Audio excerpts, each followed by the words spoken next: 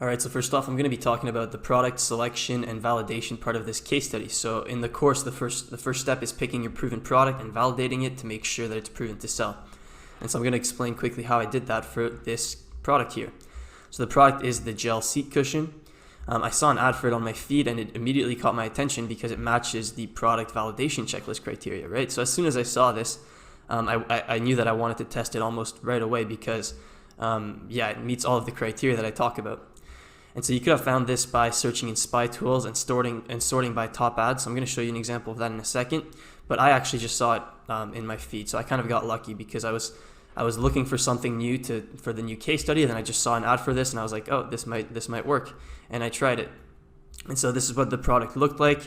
300 orders on AliExpress. This is like the bigger size that I went for, so like $16, and I managed to get this down with my agent. So that's the product. And so this is the checklist. I actually copied over the checklist. If you go to the product selection module, there's this PDF checklist here, but I'm just going to go over each point to show you that this really does meet like literally each point of the checklist. Does the product solve a problem or improve quality of life? Yes, right? This solves a bunch of problems like back pain, a lot of pressure on your tailbone, poor posture, there's a ton of different pain points that you can sell this at. And it also improves the quality of life, right? It's like it makes seats more comfortable, right? If you're uncomfortable sitting all day, having a comfortable cushion is going to improve your quality of life. And so it meets this first point.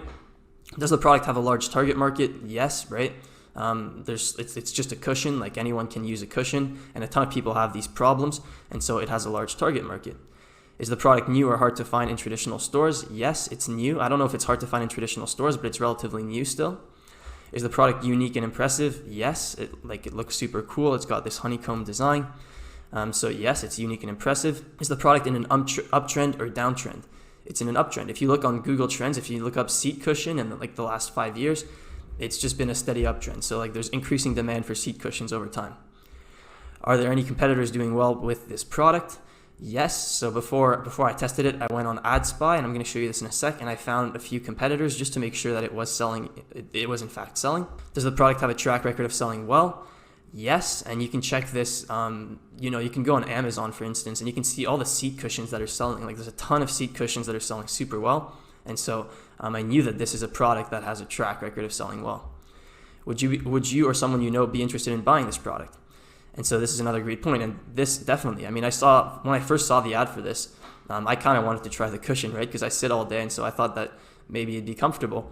And I talked about it to a few friends, and they all kind of want to try it, right? It's because the ad makes it look really comfortable, it makes it look cool, and so you want to try it. And so that also matches this point here.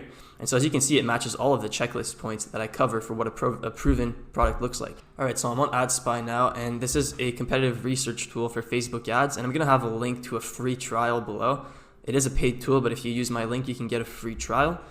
And I'm also gonna put a link for a free version of this tool. So it's similar to this tool, it's just it's not as good, but it's free. And so if you don't wanna use AdSpy, you can use the free version. It's called Big Spy, and I'm gonna have the link to both of those spy tools below. And those tools are the best way to validate if there's any competitors running, a certain product. And so what I did is in the ad text filters, I put gel cushion, and then I just sorted it by likes to see what would pop up. And you can see right here, they're selling that cushion, right? So I think this is the same ad that I saw. This is the ad that everyone was using, and this is stolen content from As Seen on TV, so definitely wouldn't recommend running this as an ad. But I think this is the one I saw, and this told me that the product is probably selling, right? There's another one here,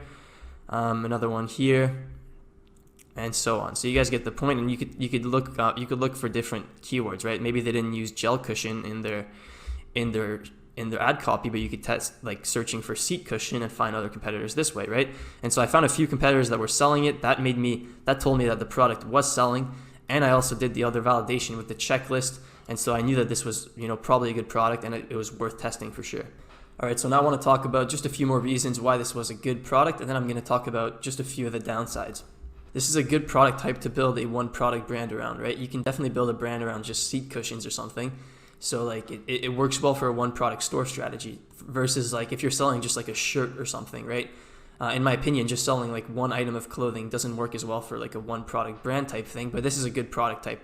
When I saw the product, I could picture what a one product brand for that product looks like, and that was Cloud Cushion, right? And so that's why that was another reason that made me want to test this product. Another reason is that it has a relatively high perceived value, right? There's a lot of people selling this for $60, $70, and so you can sell it for a lot and get a good average order value. So for me, I sold it for $40, and the average order value was like 45 or so. Another reason is that there's a large market for seat cushions, and I said you can check this on Amazon. If you just look on Amazon seat cushions, you'll see that there's a ton of different seat cushions, not just this type of like gel cushion, but just seat cushions in general. You can see that this is a huge niche, and there's a lot of demand for it. It's a large market. Now, I read that it's applicable for both men and women, and this is great because in my experience, most of the winning products for like dropshipping tend to focus on women, right? And so men, they tend to be cheaper to target. If you have a product that's really good for men and women, then you can target both, and usually men will be cheaper to target. And this is the case. This is what I saw indeed with the Cloud Cushion store, is that a lot of my sales came from men, and it was quite cheap to target them. Another reason is that there's multiple different marketing angles for the product, right? There's different ways to position this product as there's different pain points that you can target. You can talk about how it just improves your quality of life. You can talk about how it reduces back pain, it improves posture, all these different claims that you can make about the product. So there's a bunch of different angles for this product. Now, just a few downsides.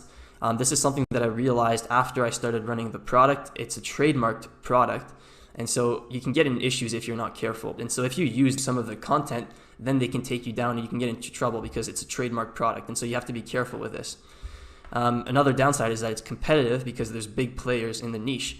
An example of these big players is Purple. Purple is a huge player in this like seat cushion market, and they've already sold a ton of these, and they've already saturated a lot of the best audiences for seat cushions, right? And so it's a very competitive niche, and it's hard to stay consistent if you want to build a consistent business. You have to play against these big players here.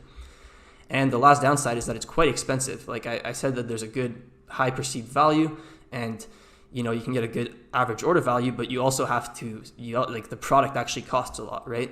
I sourced a few different options, and my agent gave me a few options that were cheaper than 13.7, but the product just didn't look good, and it was also like way smaller than I show on my website. And so I had to go for the 13.7 one, which is pretty expensive, right? Like I'm selling it for $40 and it's costing me 13.7. So I don't even have 3x. I have just under 3x markup for my price.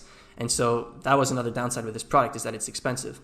And so there are some downsides with this product. I wouldn't necessarily recommend that you jump on this product. I just wanted to show you an example of how to set up a one product store and launch it and so on with this second case study in the course.